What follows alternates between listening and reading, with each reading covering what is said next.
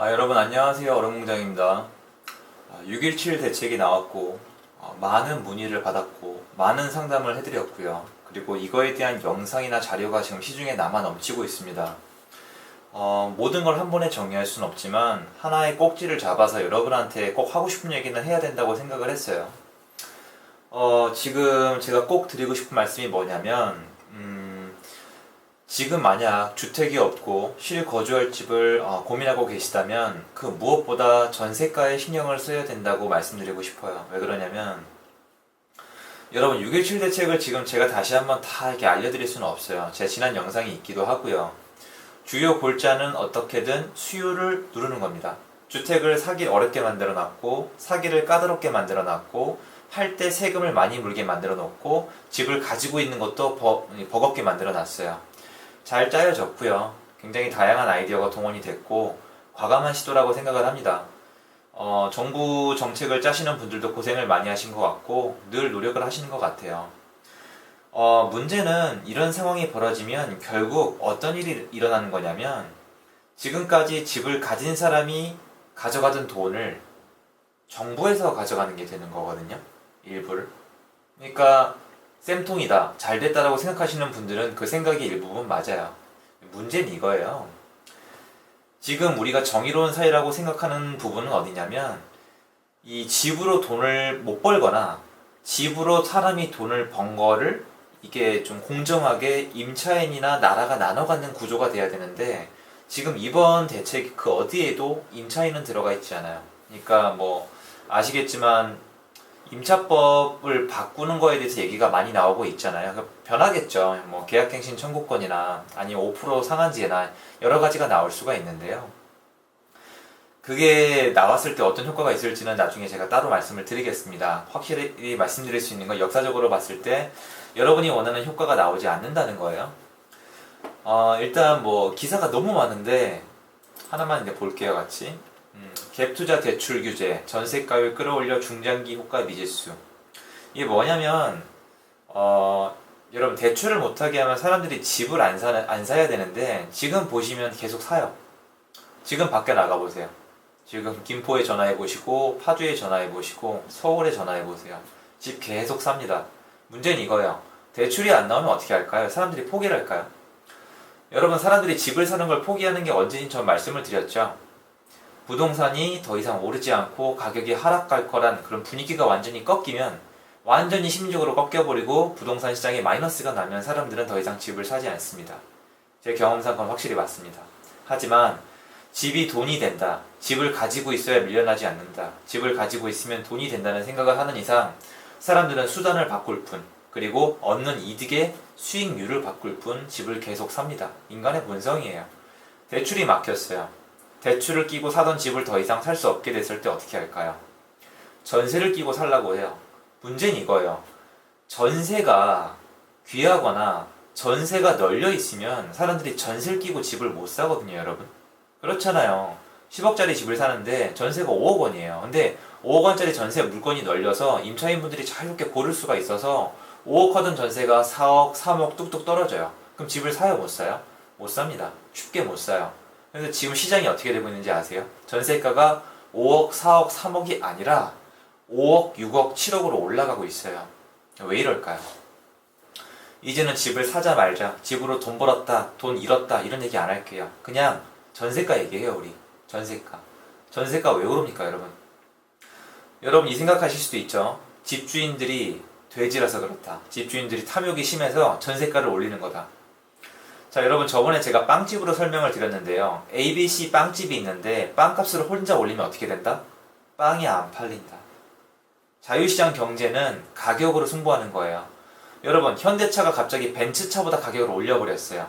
벤츠가 8천만 원인데 현대차 소나타를 1억 2천을 가격을 측정했습니다. 팔릴까요? 안 팔릴까요? 저는 안 삽니다. 전세가 왜 올라갈까요? 전세가 부족하거든요. 자, 그러면 제가 늘 하던 얘기처럼 왜를 생각해야죠. 왜 전세가 부족할까요, 여러분? 왜? 집이 부족해서 그래요. 여러분 집으로 돈 벌자는 얘기하고 있는 거 아니잖아요. 그러니까 지금 내가 전세를 구하거나 집이 없는 분들께 여쭤보는 거예요. 전세가는 왜 올라갈까요? 이건 생각 같이 할 수 있잖아요, 우리. 전세가 왜 올라갈까요? 정부의 주장대로 집이 충분히 많다면 전세가는 왜 올라갈까요? 단지 집주인의 탐욕 때문에? 분명히 말씀드리지만 그건 불가능한 구조입니다. 집주인은 신이 아니에요. 계약 관계의 차이일 뿐이지 아무것도 아닌 사람들이에요. 똑같은 국민입니다. 왜 올라갈까요? 집이 부족해요. 집이 부족해요. 집이 부족한데 엎친 데 덮친 격으로 어떻게 됐냐면 전세를 놓을 수 있는 집을 구하지 못하게 하고 있어요. 이렇게 표현을, 이게 되게 말이 웃긴 거예요, 여러분. 봐봐요.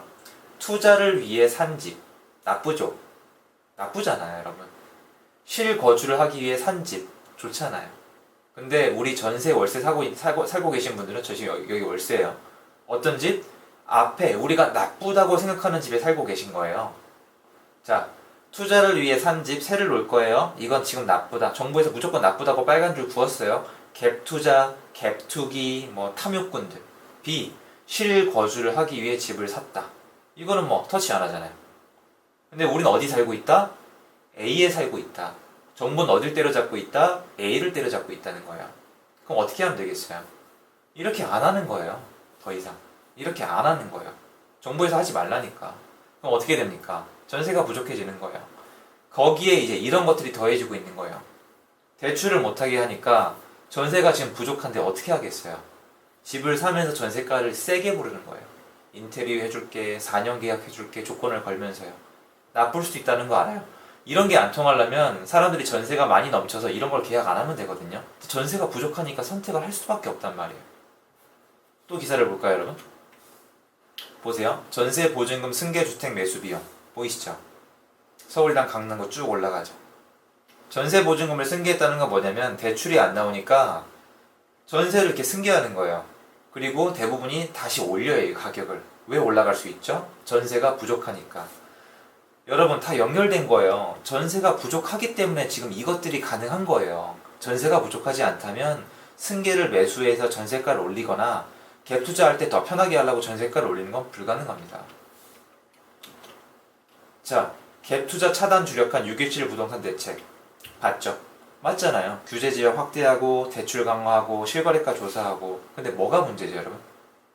갭 투자를 차단을 하면 전세 월세 물량이 줄어들어요.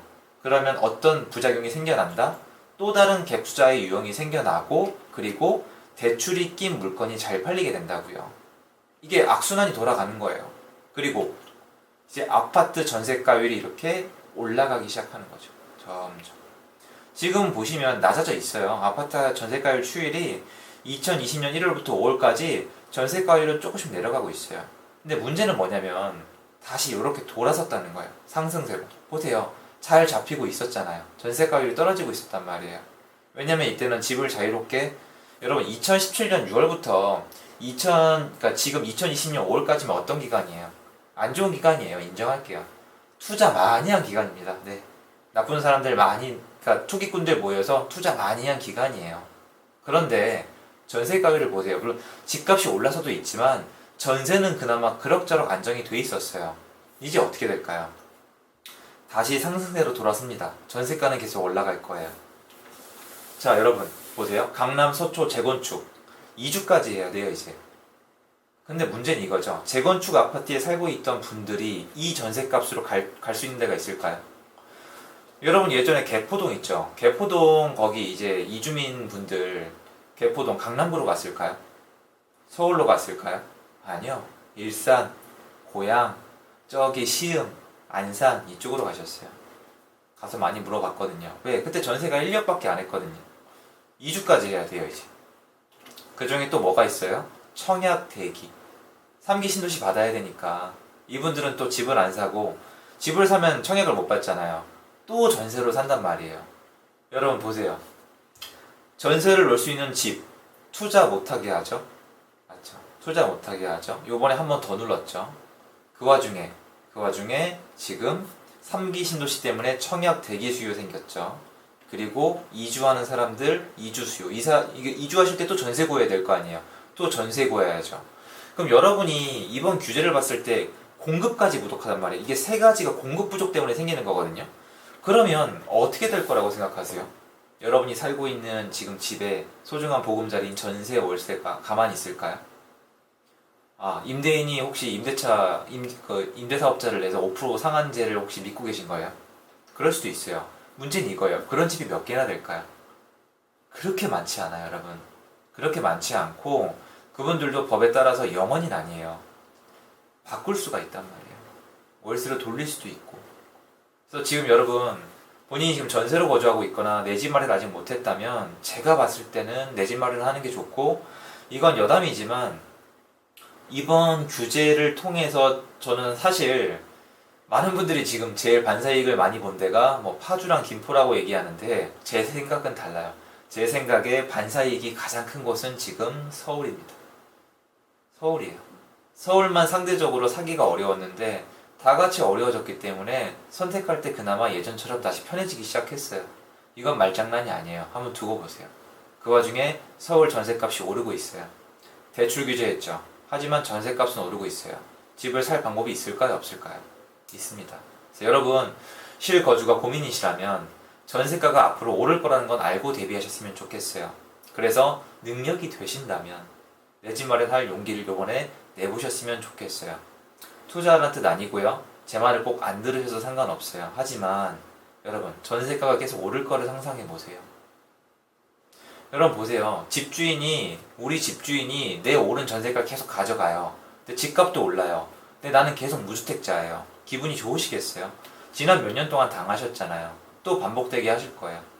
그러니까 그것만은 알아주세요. 집을 꼭 사라 말아가 아니고요. 이 정보를 오늘 꼭 드리고 싶었어요. 저도 약간 이런 거는 도움을 드릴 수 있는 지식이 있다면 도움을 드리고 싶거든요. 도움이 되셨으면 참 좋겠습니다. 건강 유의하시고요. 긴 영상 끝까지 봐주셔서 감사드립니다. 도움이 되셨으면 좋아요, 구독하기 부탁드리겠습니다. 감사합니다. 행복한 하루 되세요.